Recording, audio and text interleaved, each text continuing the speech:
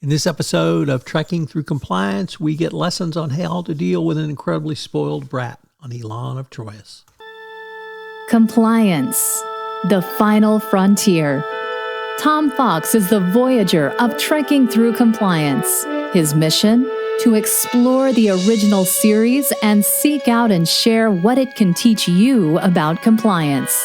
Here's your host, Tom Fox.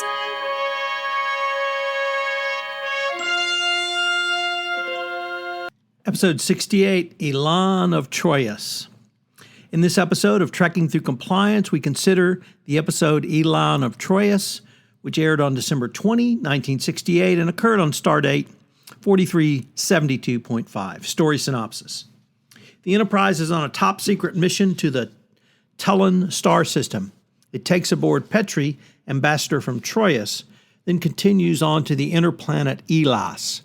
Here it beams aboard 3 Elysian guards who check that all is secure.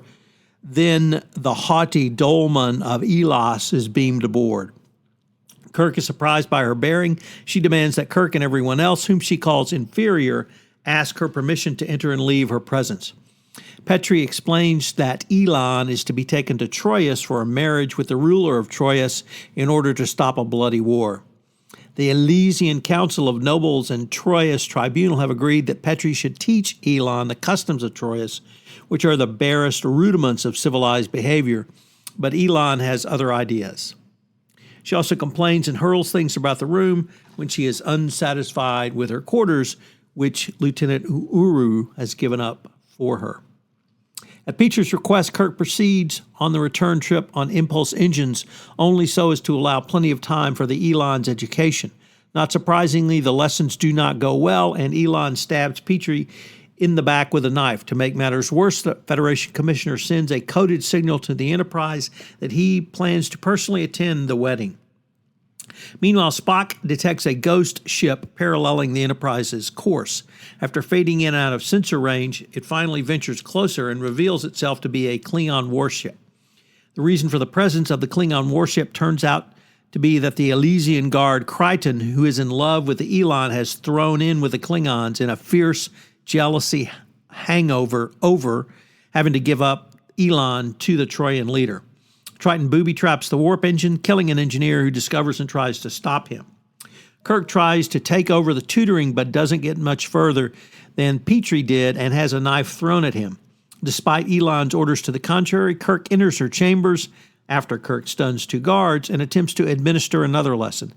At first, Elaan tries to kill him, but then she locks herself in a closet and tells Kirk that she will wait there 10 light years if she has to, but then has a change of heart. She cries and tells Kirk that she wants to make people like her.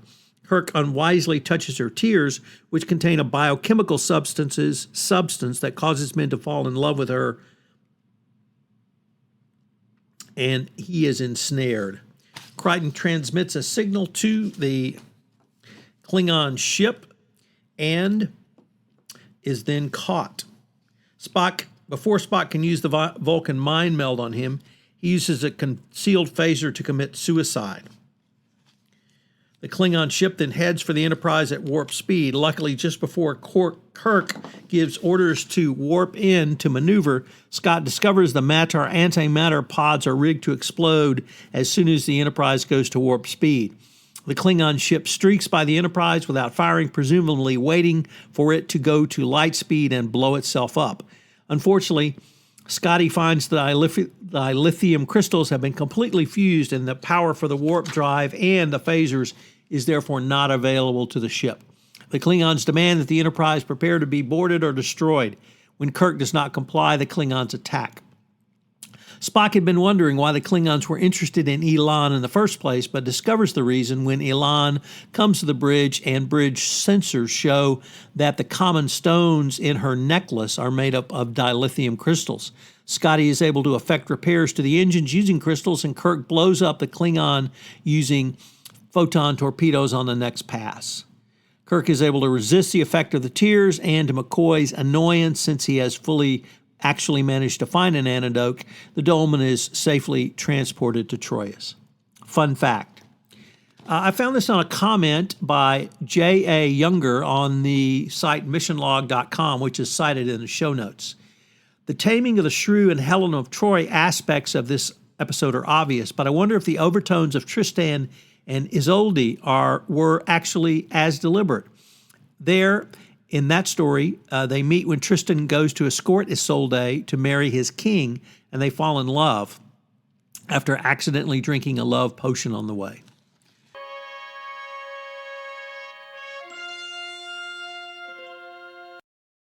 There is some interesting racial stereotyping going on here.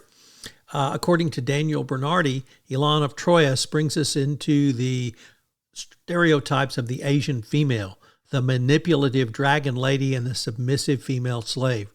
She is both irrational and primitive. She throws temper tantrums, eats with her hands, and drinks from the bottle. Kirk tells her, "Nobody's told you that you're an uncivilized savage, a vicious child in a woman's body, an arrogant monster." Kirk is the White Knight, of course, of Star Trek, and articulating his and the Federation's moral superiority over the alien and her people through sexual conquest. Indeed, it is only after the captain physically and sexually dominates her that she respects and eventually falls in love with him. After giving in to Kirk's power, Elaan, however, like the cunning and manipulative dragon lady of classical Hollywood cinema, returns the favor by capturing his heart.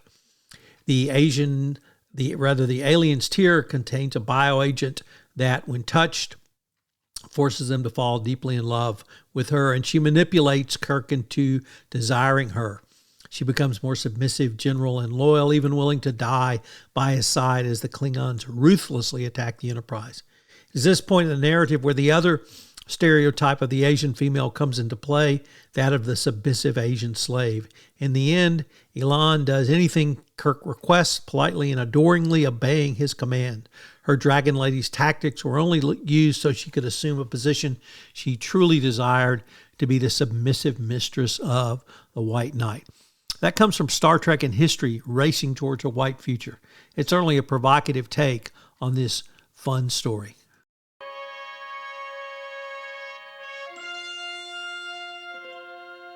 I opened this episode by saying we would have some lessons about dealing with an incredibly spoiled brat from Elaan of Troyius, but I thought we could put it in the context of the personal and political obstacles that are shown in this episode, because Captain Kirk really has to deal with these in a very complex corporate environment, if I can phrase it in that way. So, number one, navigating complex political dynamics.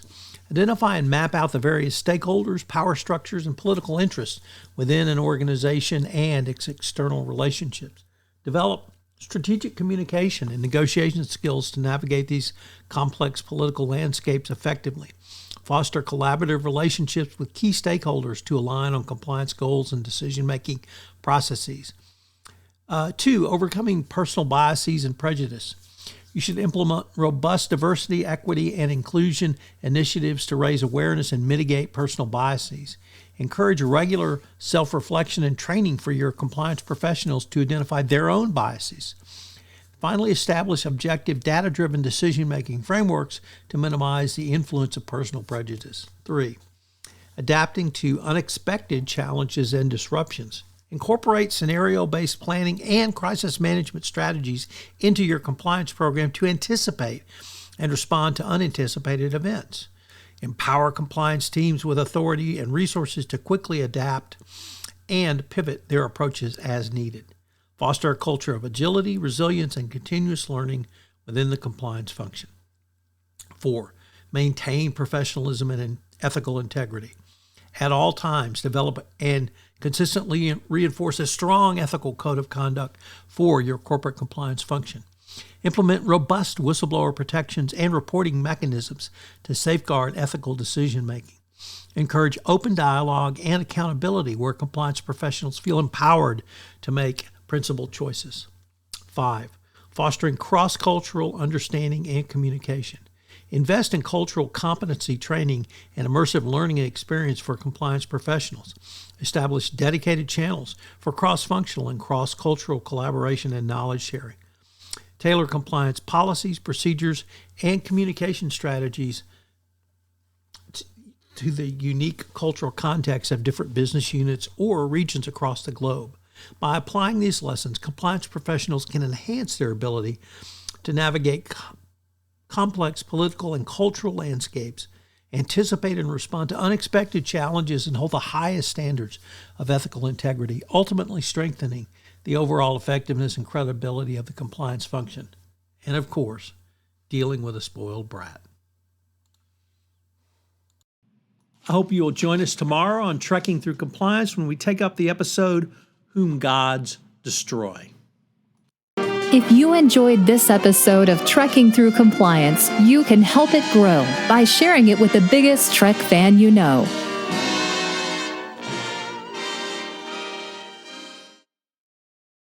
This podcast is a part of the C-Suite Radio Network. For more top business podcasts, visit c-suiteradio.com.